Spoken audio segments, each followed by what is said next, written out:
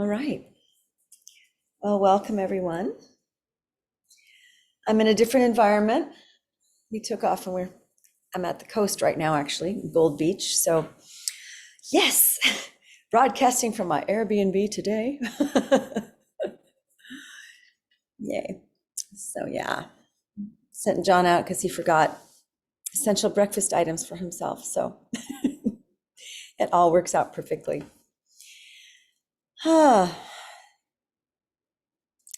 Love to open the floor up right away. I've got plenty to talk about or share, but I'd love to hear where you are. Check in with our group today and meditation or anything about contemplation questions or anything that's come up. Just would love to turn the floor over to y'all first.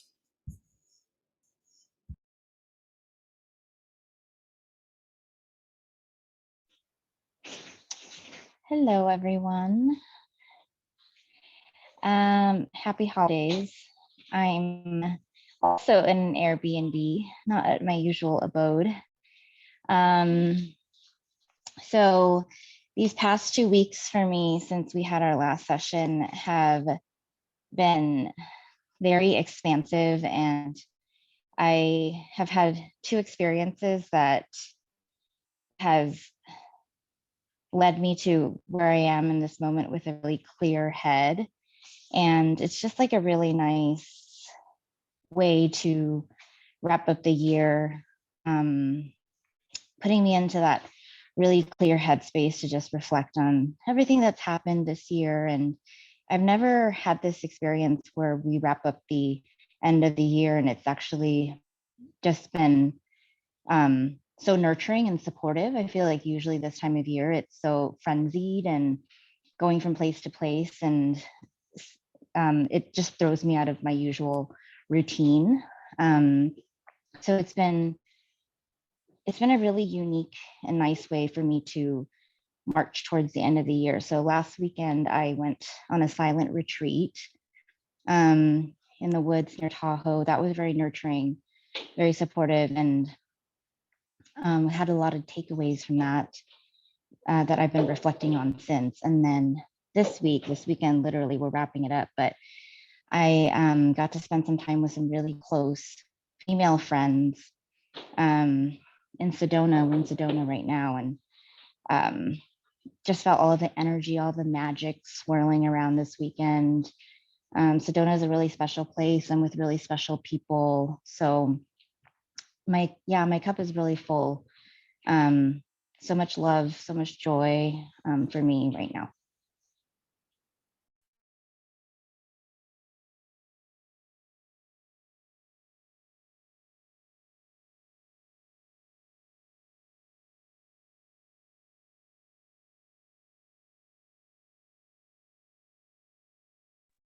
That sounds so wonderful, Brandy. That just sounds like such like a wonderful way just to sound so magical and just so perfect for you. It just sounds great.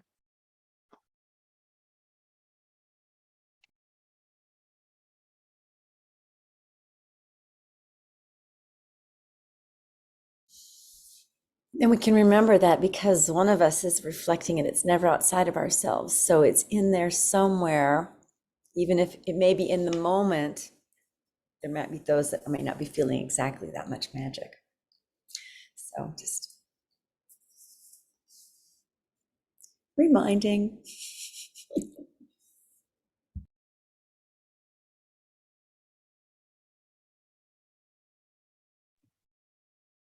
So I'll do a little bit of sharing. Oh gosh, I have like a lot of emotions going through me right now. And that's something I've been dealing with because I'm not used to dealing with my emotions. So that's been a lot for me because I feel like I'm usually really regulated. So a lot of stuff has been going on, but it's been really great because it's been allowing me to just see the world from a different light. So I had like a lot of medical stuff going on this weekend, and so I get to now I get some sick time off. So that's really it's been like a blessing and a curse because it's just been really nice just to be able to be forced to not have to work and get to see the world from like a place of it could have been a lot worse. So that's really exciting that I feel like I am surrounded by a lot of like guardian angels and things like that. So sorry I'm all over the place, but like it's just really hard for me to experience a lot of emotions. So that's been something I've been working on.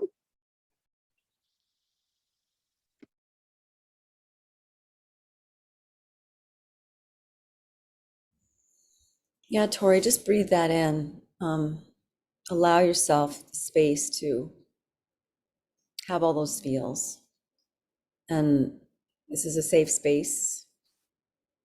And if one isn't used to dealing with emotions, they are their own little relationship. And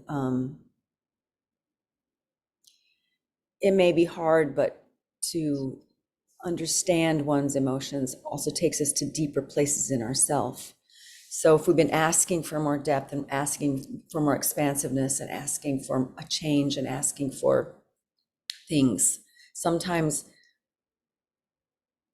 our emotions come up as little rivulets that sort of break dams of, you said how you're mostly regulated. Well, some of that regulation might have just been keeping the container as is. And when we ask for change, which of course everyone in this room has asked for change, myself included, or we wouldn't be sharing space together right here, right now. So to acknowledge those emotions as things to help break some of those dams possibly, and to allow a different type of way of circulating and a different way of being in one's body, in one's relationship with your partners, with one's job, in our environment, all of that stuff. So the meditation was very much about equanimity and inside and outside and supporting, and to sometimes just tune into what's regulating that. And maybe those emotions are helping pierce so more and deeper and more honest relationship and more potent relationship can happen. So, and not to minimize anything, going through emotions is getting to know them can be hard, but worth it.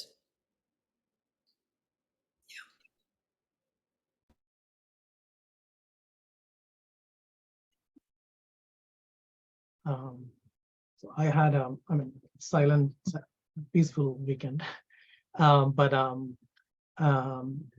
so more of memories and of my mother, and because I had to like donate her clothes, so finally I took the time to went and give them yesterday. But it was more of the memories that was like I was recollecting, and then just spending just love and gratitude, just like from that place. And but yeah, I was just to take it in and then just feel whatever comes up. And it was silent, but I was just like cherishing all the memories and just looking at that.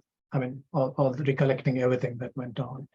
And I mean, a lot to be grateful for, even though, I mean, yeah, you would wish to be spending more time, and that's what you miss most of the time physically. And being part of the cautious recently, I think it just began to think that it's just not all these layers, the physical, or which you miss the most, or the person that you miss. And I'm glad that I took that course recently. So basically, yeah, you just begin to experience the energy. So that's like finally, so you still feel that she is with me, like in love and gratitude. It's a keystone. So yeah, that's what I've been going through. But I was going through the contemplation questions actually mentioned. And also the part of it was coming up in the meditation that you're doing, because I think you're just trying to get what are you asking for and what the environment or others are asking for. So interesting exchange there. And that brought about some of the things that came up in my contemplation questions. Actually, I think most of the time, I think I struggle to be in the present moment. So basically, like see what's there and then to respond to that immediately. So it takes some time for me to really be in that moment. That's but in the questions, I think it's saying when do you hold back and when do you say? I think you just like speak out easily and when it's like something fun and loving. But I think most of the time, I think I find that I don't have much to say. So, but yeah, I struggle there, or at least so I think it's the problem is I think trying to be in that present moment, and then listen to others and other situations more. That's what it came up, and yeah, I mean, been trying to focus there, the portion there, and um, uh, I, I think this week. Brandy brought about, I think, in the silence retreat about love and fear. I guess like any situation, I think you look at the situation from a place of love than fear. So that's one thing. Also, like trying to use that in few situations, and so.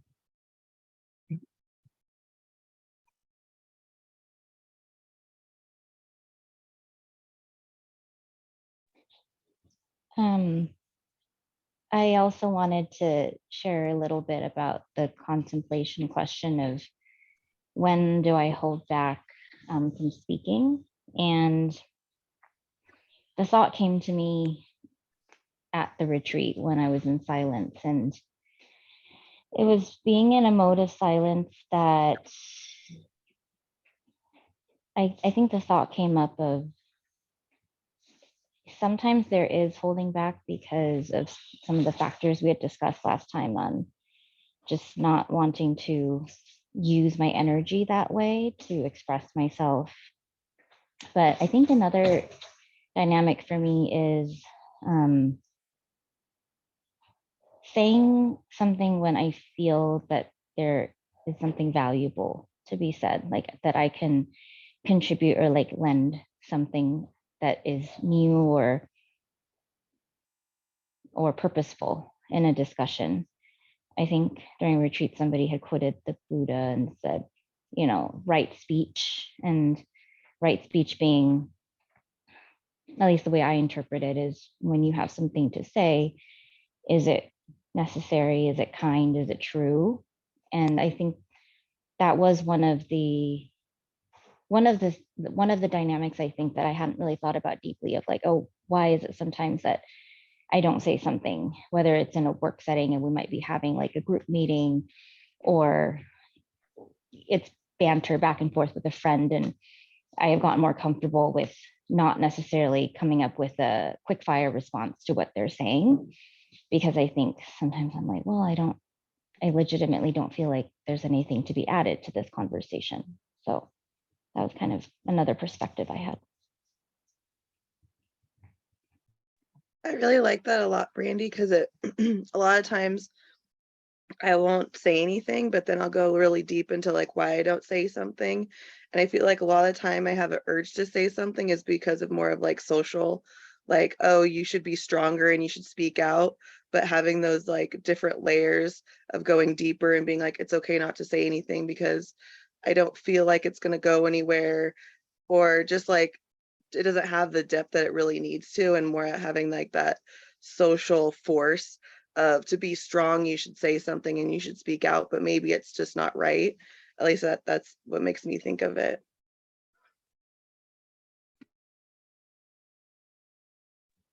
Yeah, and I have those people at work that have, you know, in like a meeting and, oh, there goes John again. He's just saying a bunch of words. And I guess I also just don't want to develop that reputation.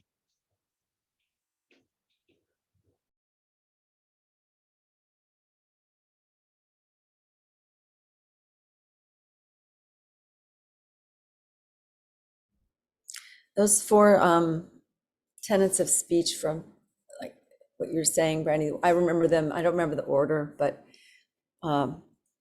is it necessary? Is it timely? Is it truthful? Is it kind? So there were four, as I recall, that as they were imparted to me back in the day.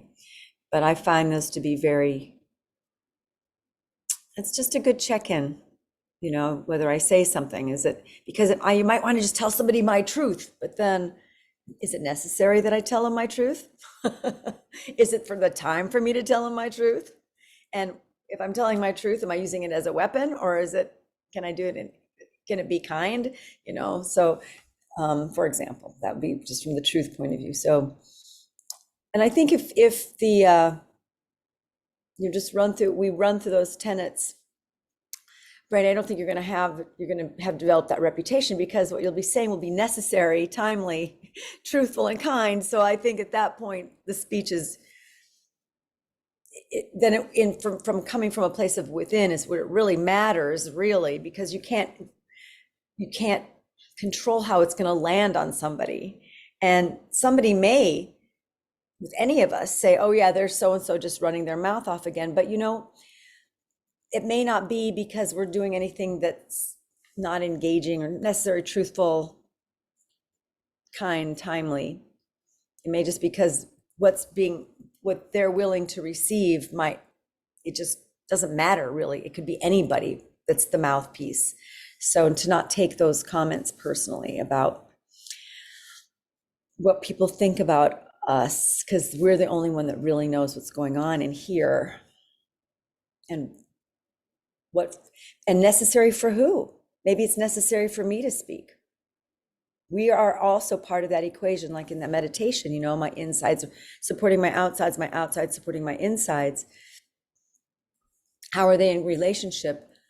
And sometimes it may not be necessary for anybody to hear me, but it might be necessary for me to hear me say it out loud.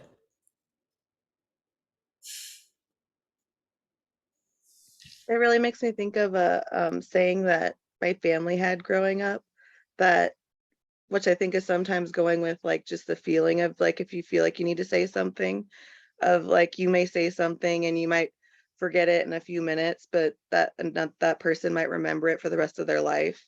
So sometimes there's just like a bigger picture going on, and if we feel like we need to and don't understand, sometimes it's good just to say it, or not to say it, just to go with our instinct too.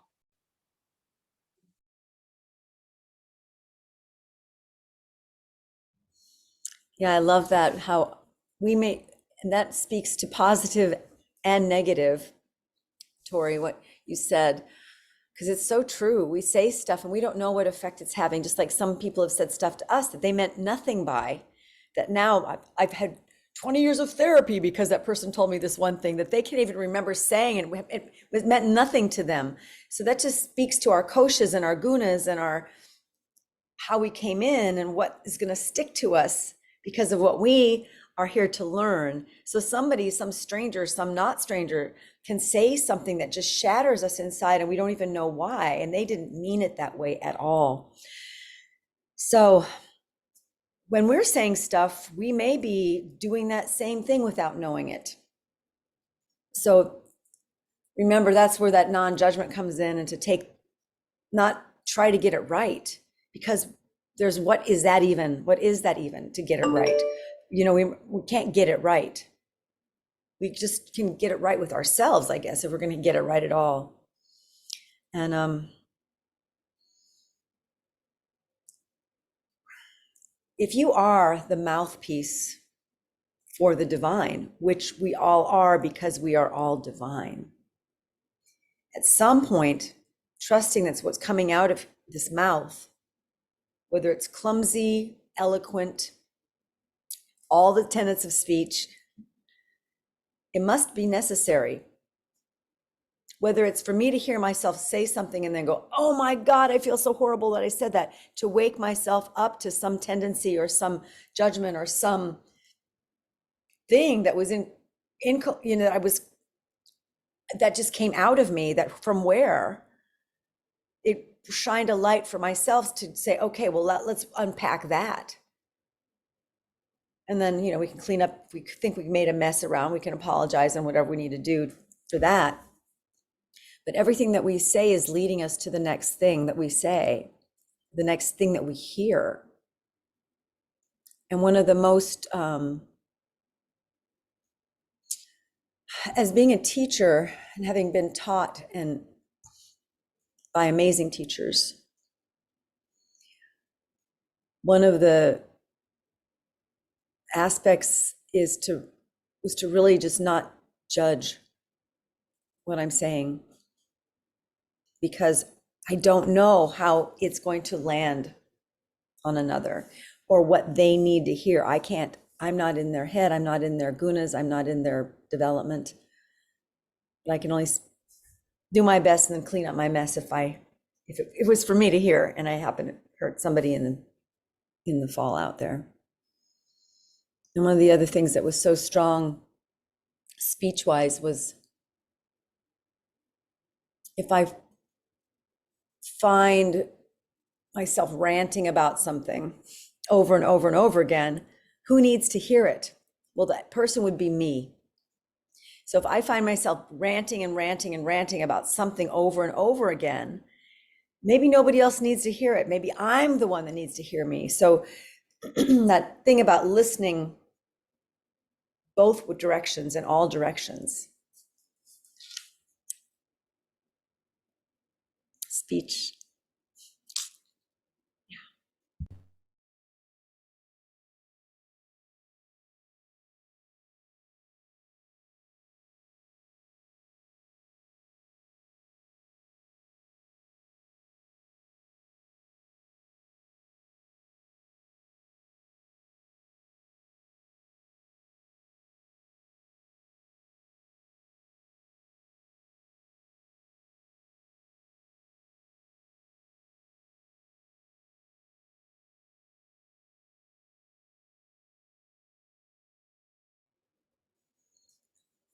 One thing that came up for me, my morning meditation, was we're moving into the solstice, and those of you that are subscribers will get my whole thing on the drop. You're in the car, Brandy. Yeah, sorry, did not want to bother you with my transition. That's all right. But I know solstice isn't necessarily around equanimity, but equanimity to me has been, it's huge. It's a huge theme. And I love this time of year. And this idea of this giving and receiving and having it not be a greater than or less than thing. And we can relate that back to the speech, like what I'm offering and what's being absorbed, what's being received. And just because I'm offering something doesn't mean that my external environment is ready or willing to receive my offering, which doesn't mean I shouldn't offer it, which doesn't mean it wasn't necessarily the right thing for me to do, because maybe I needed to offer it because I needed that gesture. I needed to do it. So then we can own our part in the offering. And then also, what am I taking in? What am I willing to take into me to digest? What is being offered to me? And there's so many things being offered all the time. And oftentimes, and sometimes this time of year, even as we go into, and I'm not saying anybody here, but to probably be around a lot of people.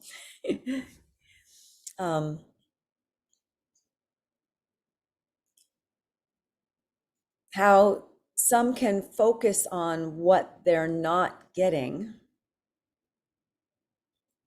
and forget to see what they are being offered and what they are getting. Because there's plenty of things, we can't possibly get it all, or we can, but do we have the capacity to digest it all and to have that whole elephant, just eat that whole elephant right now? So to trust our lenses and to trust our vision, that we're pulling in pieces, the pieces that we can digest. And if we find we're picking things off the buffet of life that just feel like a nasty meal, can I look back to the buffet and say, well, look at, I also have this, or look at, I received that, or I can give this here. I can actually start to see my buffet bigger And then really acknowledge those places of, well, what have I received? And flipping it around, what was I able to give, if we get fed by that as well? Like what was, and whether or not it was digested by anybody else, what was I able to offer? And to start to observe more into the gift exchange that is everyday life, the gift exchange that is our breath. As I breathe in, I'm taking, but also it's being offered to me. As I exhale, I'm giving, and also it's being received. And if there wasn't that giving and taking, receiving and exchanging energy, we would suffocate. So when we feel a little suffocated sometimes by whatever, open up the breath, whether you actually do some breathing, which is one reason we did a lot of pranayama this morning, just to open up the breath, open up the rivulets, open up the pathways so we can have that more free exchange. And then allow ourselves to be more present moment. You mentioned present moment, to be more present moment with what am I offering? What am I receiving? What am I choosing to see? What am I focusing on? What things am I allowing to take my prana or suck my prana? Where am I choosing to put my prana? Because if I feel like I'm being sucked, well, I can always just take the hose from over there and move it to here. If I'm feeling like I'm being drained over here, just, I know sometimes it goes, well, it doesn't feel that easy sometimes. I know. But just remember, it's always possible. And even if we just move it a molecule, it's still movement. Because there's no greater than or less than.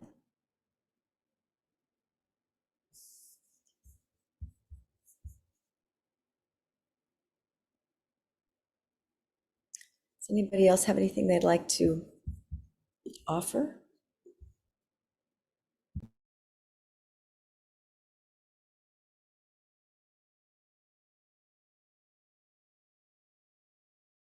Is it snowing in wherever you are? I mean, Oregon.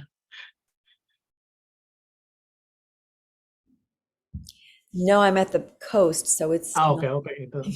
and it isn't snowing in Jacksonville either. So thank you for asking, though. I'm looking out my window going like, it's pretty gorgeous. Pretty gorgeous out there to, oh, I'm not muted. Never mind. I do think, as you were talking, Jean, about like the allocation of prana, you always talk about like, the concept of the prana bucks.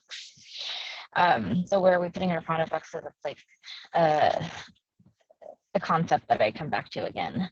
I just think like here we are in this room, this space, like, and we're talking to each other at like a snapshot in time. And this is just like where each of us is at this point in our lives, like with our opening comments of like, I'm here, I'm so happy, I'm so joyful.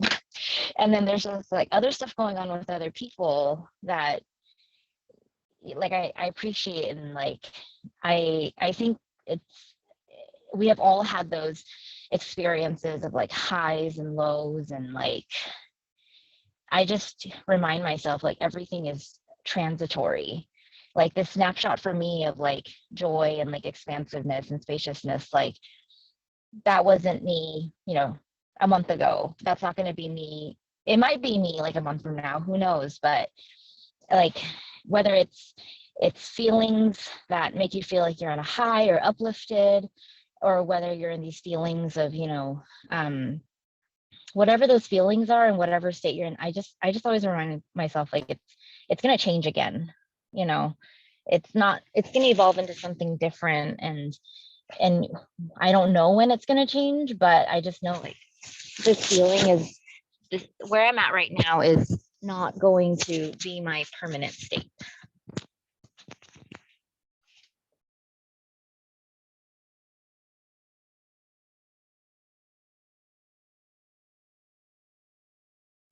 And Brandy, I feel like your state that you're in right now is like, that's the state that I always like try to get to, like where you finally get to that place of like, I don't know, everything just feels right and calm, and I don't know, it just sounds so beautiful, the state that you're in right now. And I'm not saying that's going to go away or anything, but it's just like that's a place that I always like look to as like that's like the spot of inner peace where everything just feels right and is just working out. I don't know if I'm explaining that right, but I just love that place that you're in right now. Yeah, I think I'm just really grateful when I'm able to get to those states of like peace and clarity. But I just also, like you shared about some of the stuff you're going through. And I think I was talking about the transitions because like I've certainly been in places of like, I feel like I'm stuck and it's so hard to get out of or dig out of. And there is in those moments, it feels like the thing I'm furthest away from is peace and clarity. So, I think I was just more trying to acknowledge also like the state that you're in, and that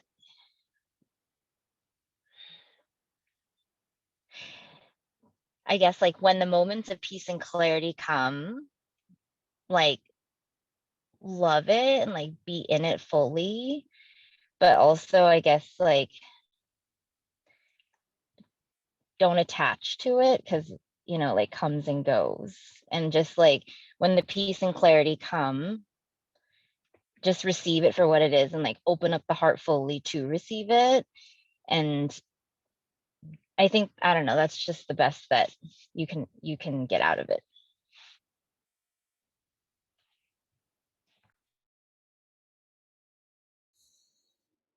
Yeah, actually, so interesting that I mean the transitions I've been going over on the other side. So and I'm lucky that I've been working with Jean, but we like with in privates with her actually we were discussing like how do you experience different stages of grief. I didn't know that actually like there are some stages, right? But I think Jean mentioned okay these are these states, but I realized that you actually go through them. I mean, there are five different stages, but it just go through them without uh, knowing it, just with the time, right? So, like I said, it just happens, and then you just pass through it. So, like, I was experiencing some of the states, like anger, grief, and sadness, right? But it's not linearly happening. But I was experiencing them randomly, and then sometimes in circles. And interesting that obviously I mean, it won't stay for that long. And now, like today, it's like almost past 100 days. So I could see it's slowing down, and I'm much more stable. I mean, stable in the sense in the like peace and much more. Yeah, I mean, so I go back and then, but there's a short loop, right? But yeah, like they're transitory. But it's just that there are extremes sometimes, right? I think you have to just realize, I mean, if you know in advance, I think you'd be in for a good ride. I think you can just let me ride them, right? Or like, I think I was glad that I was working with Jean so that I could expect that and then just let it be, right? I think, or don't cut it short because they do appear sometimes. I mean, and it's good to like go through them so that it won't affect you much later on. So yeah, like I think just be grateful for either one, but don't get attached or like even don't get stuck there or right. So I think but um but I think if it I mean yeah, like just knowing that it probably helped me a little bit more and to accept. And then now I mean that's the final stage in the grief, so acceptance, like more in the acceptance stage right now. But yeah, I mean yeah, right, like everything's like you're going through the different things transitory. So yeah, so but I did experience like bunch in cycles through the period, and now it's getting better. I mean, so because I was also interviewing over these time frames, right? I could see like 2 months from back how I was in the interviews. So it was different actually. So when I was actually trying to talk to people, it was tough for me to I mean, talk different things. Like I wasn't the usual self actually, so it was different. So I could see the difference, and definitely I think that even the interviewers probably they would see it, but they knew what I was going through, and yeah, I think it's just the time it takes to get used to. And now I could see that more I talk to people, it's more natural. I think getting to my usual self. But interesting that I mean, you go through these during the transitory periods. So.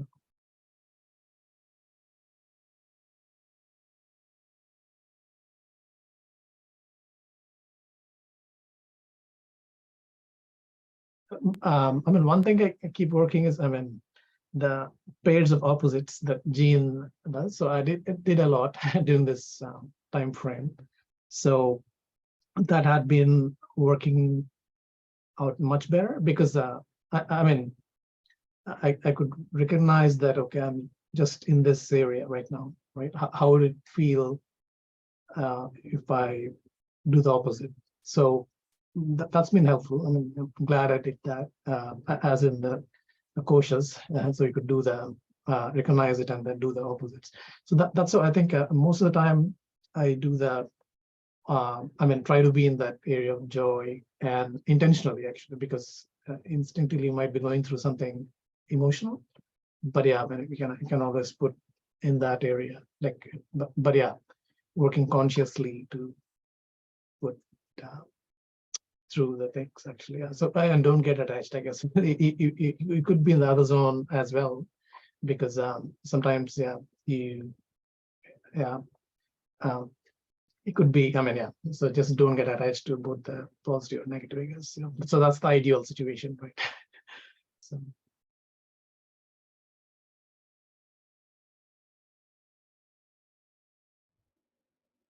Yeah, not getting attached is key, because everything is constantly changing. And that's one of the things that yoga teaches us, and it's yoga because that's our common language, but yoga is not the only thing that teaches this, is that the quest of yoga is to find the yoga, that place of union, that place of connection, that place of oneness.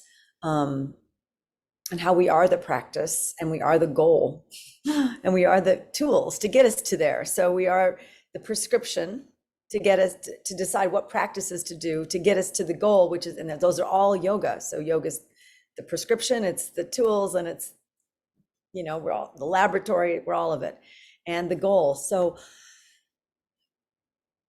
that's one of the reasons why pairs of opposites is so powerful, because we're going for that place that isn't an opposite.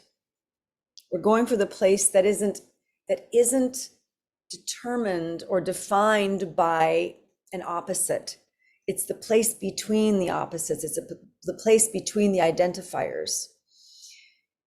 And that state of joy, it's not, and what happens with joy often is we confuse joy and happiness. And this could be semantics, so just, you know, we got to have a language, so bear with me.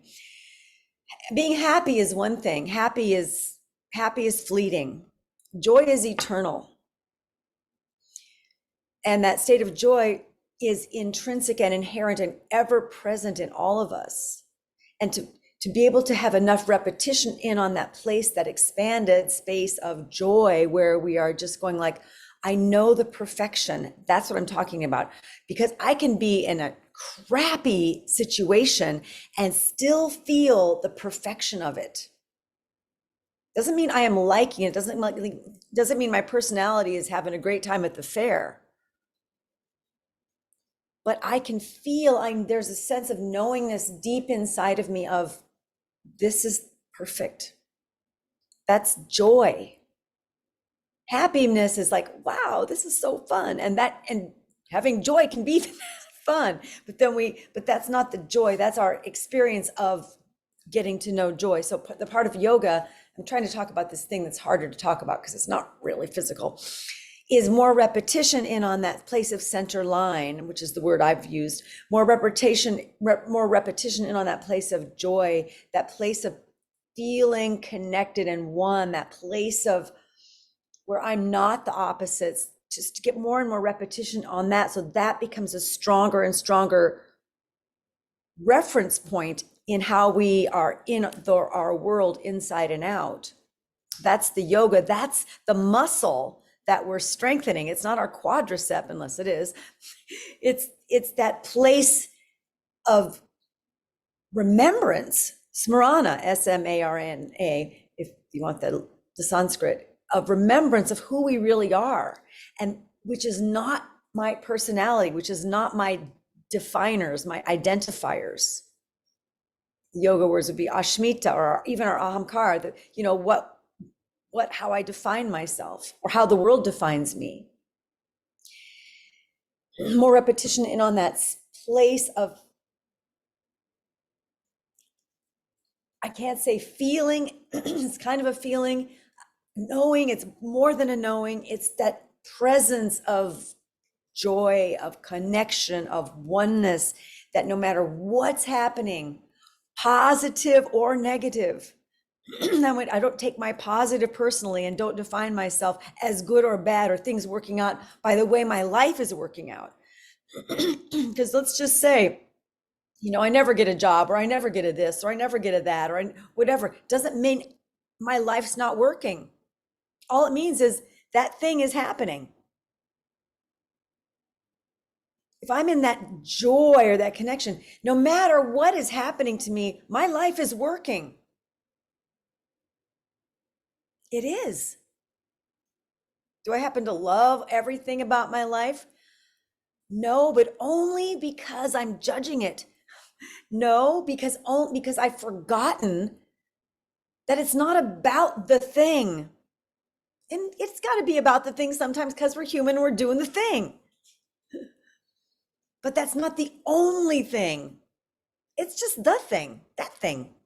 There's this whole other thing over here of my joy, not my happiness.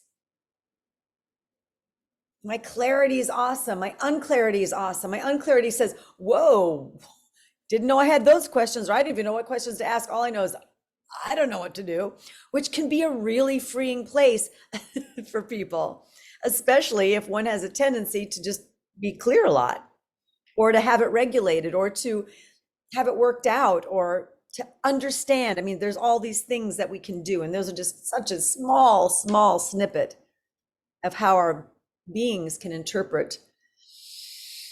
It's just, our practice is one of, well, my practice is one of remembering those times of joy where I was not judging, remembering those times of clarity when I was not judging, remembering those times of peace when I was not judging. Notice when I was not judging that's going on, everything's thing I'm saying, okay, it's key.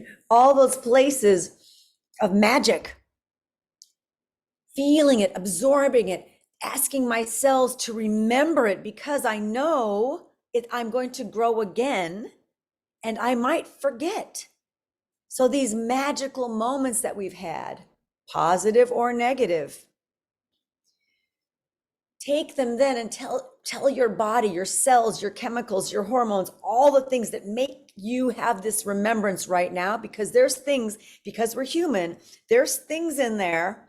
They haven't scientifically, probably, maybe they figured it out. I don't know. I don't read all the science journals, but there's chemicals, there's hormones, there's stuff going on in our bodies to give us an awakening moment and a remembrance, a sensation, a something, so we can say, that's happening.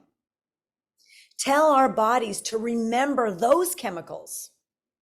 So the next time something that pushes our buttons or we want to judge kicks up, because those chemicals are going to go kicking in, say, okay, make these other chemicals. Make these chemicals of clarity, of joy, of oneness. I want those chemicals in my body.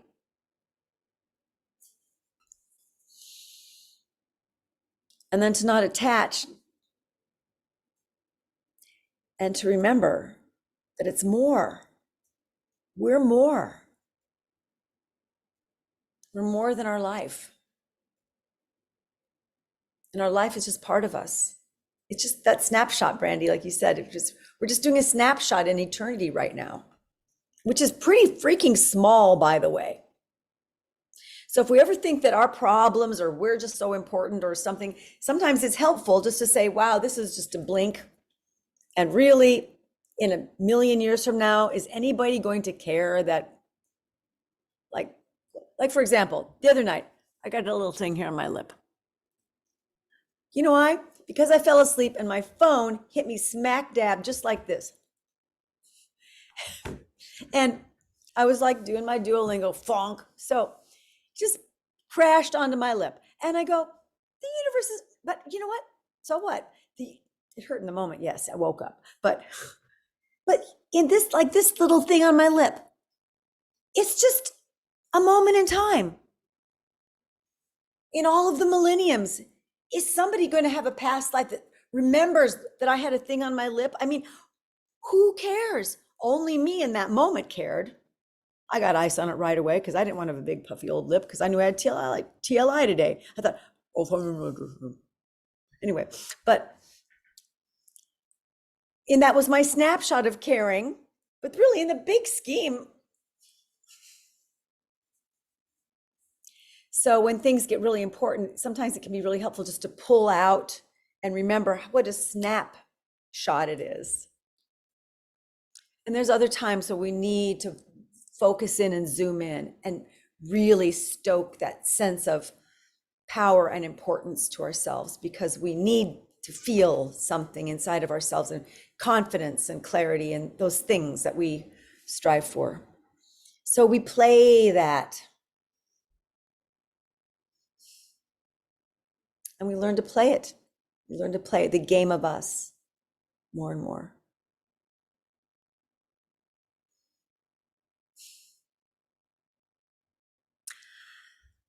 We are a little over time. Let's wrap it up with a little bow, holiday bow on top. Does anybody have anything they want to just put out there before we close today?